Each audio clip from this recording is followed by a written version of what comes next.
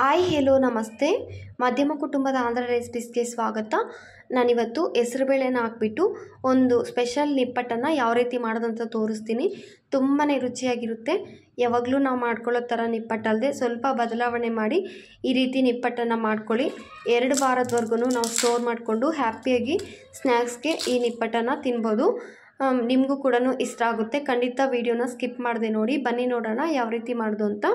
ಮೊದಲಿಗೆ ನಾನಿಲ್ಲಿ ಸಣ್ಣ ಮಿಕ್ಸಿ ಜಾರನ್ನು ತಗೊಂಡಿದ್ದೀನಿ. ಖಾರಕ್ಕೆ ನಾನಿಲ್ಲಿ ಹಸಿಮೆಣ್ಸಿನ್ಕಾಯನ್ನು ಬಳಸ್ತಾ ಇದ್ದೀನಿ.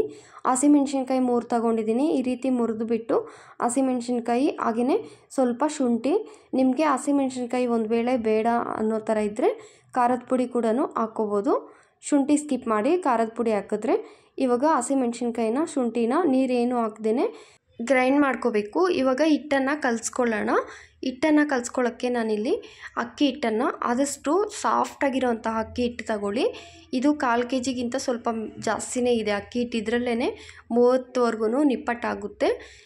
ನಾನಿಲ್ಲಿ ಸ್ವಲ್ಪ ಕಡಲೆ ಬೀಜನ ತೊಗೊಂಡಿದ್ದೀನಿ. ಬೇಳೆ ಥರ ಮಾಡಿಬಿಟ್ಟು ಈ ರೀತಿ ಸಿಪ್ಪೆನೆಲ್ಲ ತೆಗೆದುಬಿಟ್ಟು ನೀವು ಬೇಕಿದ್ದರೆ ಒಂದು ಸಲ ಮಿಕ್ಸಿ ಜಾರಲ್ಲಾಗಿ ಕೋರ್ಸಾಗಿ ಗ್ರೈಂಡ್ ಮಾಡ್ಕೊಂಡು ಹಾಕ್ಕೋಬೋದು.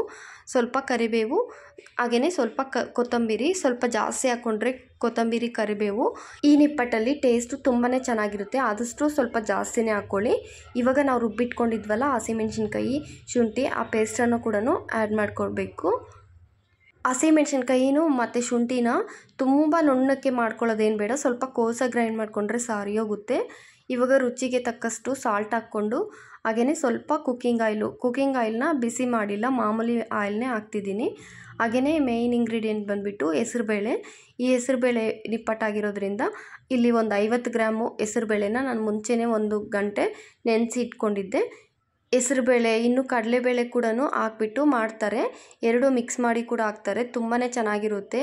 ಆಂಧ್ರದಲ್ಲಿ ಇದೇ ಥರ ಮಾಡ್ತಾರೆ. ಇವಾಗ ಇದನ್ನು ನೀಟಾಗಿ ಒಂದು ಸಲ ಈ ರೀತಿ ಮಿಕ್ಸ್ ಮಾಡ್ಕೋಬೇಕು.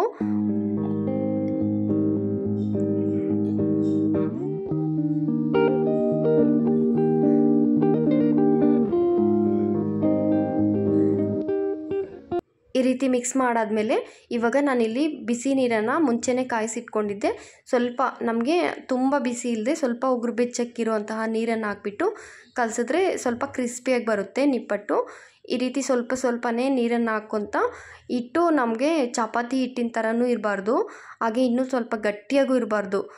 ಈ ನಿಪ್ಪಟ್ಟು ಮಾಡೋವಾಗ ತುಂಬ ನೀರಾಗಿ ಹಿಟ್ಟನ್ನು ಕಲಿಸ್ಕೊಂಡ್ಬಿಟ್ರೆ ಚಪಾತಿ ಹಿಟ್ಟಿನ ಥರ ಎಣ್ಣೆ ಹೀರ್ಕೊಂಡ್ಬಿಟ್ಟು ಪೂರಿ ಥರ ಉಬ್ಬಿಡುತ್ತೆ. ಆ ಥರ ಕಲಿಸ್ಕೋಬಾರ್ದು ನೋಡಿ. ಈ ರೀತಿ ಸ್ವಲ್ಪ ಗಟ್ಟಿಯಾಗೇ ಇರಬೇಕಿಟ್ಟು, ಅಂದರೆ ನಮಗೆ ತಟ್ಟಕ್ಕೆ ಕರೆಕ್ಟಾಗಿ ಬರಬೇಕು. ಆ ರೀತಿ ಕಲಿಸ್ಕೊಂಡ್ರೆ ನಮಗೆ ಪರ್ಫೆಕ್ಟಾಗಿ ನಿಪ್ಪಟ್ಟು ಅನ್ನೋದು ಬರುತ್ತೆ, ಉಬ್ಬಿ ಬರೋದಿಲ್ಲ. ಈ ರೀತಿ ಹಿಟ್ಟನ್ನು ಕಲಿಸ್ಕೊಂಡು ತಕ್ಷಣವೇ ನಾವು ಇದನ್ನು ಡೀಪ್ ಫ್ರೈ ಮಾಡ್ಕೋಬೋದು. ನೆನೆಯೋದೇನು ಬೇಕಾಗಿಲ್ಲ. ಸ್ವಲ್ಪ ಸ್ವಲ್ಪನೇ ಹಿಟ್ಟನ್ನು ತಗೊತ ಇವಾಗ ನಾವು ಈ ನಿಪ್ಪಟ್ಟನ್ನು ತಟ್ಕೊಳ್ಳೋಣ. ಈ ರೀತಿ ನೋಡಿ, ನಾನು ಆಶೀರ್ವಾದ ಗೋಧಿ ಹಿಟ್ಟದ್ದು ಕವರ್ನ ತಗೊಂಡು ನಿಮಗೆ ತಟ್ಟಕ್ಕೆ ಅಷ್ಟೊಂದು ಆಗ್ತಿಲ್ಲ ಅನ್ನೋ ಥರ ಇದ್ದರೆ ಎಣ್ಣೆನ ಸ್ವಲ್ಪ ಕೈಗೆ ಅಪ್ಲೈ ಮಾಡಿಕೊಂಡು ತಟ್ಕೊಳ್ಳಿ. ಒಂದೇ ಸಲ ಒಂದು 10-20 ನಿಪ್ಪಟ್ಟನ್ನು ತಟ್ಕೊಂಡ್ಬಿಟ್ರೆ ಈಸಿಯಾಗಿ ಡೀಪ್ ಫ್ರೈ ಮಾಡ್ಕೊಬಿಡ್ಬೋದು. ಅರ್ಧ ಗಂಟೆಗೆಲ್ಲನೂ ನಾವು 50 ನಿಪ್ಪಟ್ಟವರೆಗೂ ಮಾಡ್ಕೋಬೋದು. ಇಲ್ಲಾಂದರೆ ಎಣ್ಣೆ ಕಾದ್ಬಿಟ್ಟಿರುತ್ತೆ. ಈ ರೀತಿ ತಟ್ಕೊಳ್ಳೋಕ್ಕೆ ನಮಗೆ ಸರಿ ಹೋಗೋದಿಲ್ಲ. ಇಬ್ಬರಿದ್ದರೆ ಪರವಾಗಿಲ್ಲ, ಒಬ್ಬರು ತಟ್ಕೊಂಡು ಒಬ್ಬರು ಡೀಪ್ ಫ್ರೈ ಮಾಡಿದ್ರೆ ಬೇಗನೆ ಮುಗಿಯುತ್ತೆ. ಒಬ್ಬೊಬ್ಬರೇ ಮಾಡ್ಕೋಬೇಕು ಅಂದರೆ ಅದಕ್ಕೆ ಫಸ್ಟೇ ಈ ರೀತಿ ತಟ್ಕೊಂಡ್ಬಿಟ್ರೆ ನಮಗೆ ಈಸಿಯಾಗಿ ಡೀಪ್ ಫ್ರೈ ಮಾಡ್ಕೊಂಬಿಡ್ಬೋದು. ಆದರೆ ಇದನ್ನು ಆದಷ್ಟು ತೆಳ್ಳಗೆ ಈ ರೀತಿ ತಟ್ಕೊಳ್ಳಿ. ಎಷ್ಟು ತೆಳ್ಳಕ್ಕಿದ್ರೆ ನಮಗೆ ಅಷ್ಟು ಕ್ರಿಸ್ಪಿಯಾಗಿರುತ್ತೆ. ನಾನಿವಾಗ ಮುಂಚೆನೇ ಎಣ್ಣೆನ ಬಿಸಿ ಮಾಡೋಕ್ಕಿಟ್ಟಿದ್ದೆ. ಎಣ್ಣೆ ಚೆನ್ನಾಗಿ ಬಿಸಿ ಆದಮೇಲೆ ನಾವು ಇದನ್ನು ಮೀಡಿಯಮ್ ಫ್ಲೇಮ್ನಲ್ಲೇ ಡೀಪ್ ಫ್ರೈ ಮಾಡ್ಕೋಬೋದು. ಸಾಮಾನ್ಯವಾಗಿ ನಾವು ಕೆಲವೊಂದು ಸ್ನ್ಯಾಕ್ಸ್ನ ಡೀಪ್ ಫ್ರೈ ಮಾಡುವಾಗ ಹೈ ಫ್ಲೇಮಲ್ಲಿ ಮಾಡ್ಕೊತೀವಲ್ವ, ಎಣ್ಣೆ ಇರುತ್ತೆ ಅಂತ. ಅಕ್ಕಿ ಹಿಟ್ಟಿನಲ್ಲಿ ಮಾಡೋವಂತಹ ಈ ಸ್ನ್ಯಾಕ್ಸ್ಗೆ, ಯಾವುದೇ ಸ್ನ್ಯಾಕ್ಸ್ಗಾಗಿರಲಿ ಎಣ್ಣೆ ಏನೂ ಇರೋದಿಲ್ಲ. ನಾವು ಎಷ್ಟು ಎಣ್ಣೆ ಹಾಕಿದರೆ ಅಷ್ಟೇ ಎಣ್ಣೆ ಇರುತ್ತೆ. ಅದಕ್ಕೆ ನಮಗೆ ಅಕ್ಕಿ ಹಿಟ್ಟಿನಲ್ಲಿ ಮಾಡೋವಂತಹ ತಿಂಡಿ ತಿಂದರೂ ಕೂಡ ಅಷ್ಟೊಂದು ಏನೂ ಕೂಡ ಗ್ಯಾಸ್ ಪ್ರಾಬ್ಲಮ್ ಆಗೋದಿಲ್ಲ.